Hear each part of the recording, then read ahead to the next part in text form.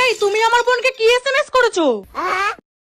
আরে কালকে একটু নেশা হয়ে গেছিল তাই ভুল করে ফেলেছি। প্রথমত তোমাকে আমি মদ খেতে বারণ করেছি, আর ভুল করে কেউ এরকম মেসেজ করে ফেলে আমার সাথে ঘুরতে যাবে কিনা?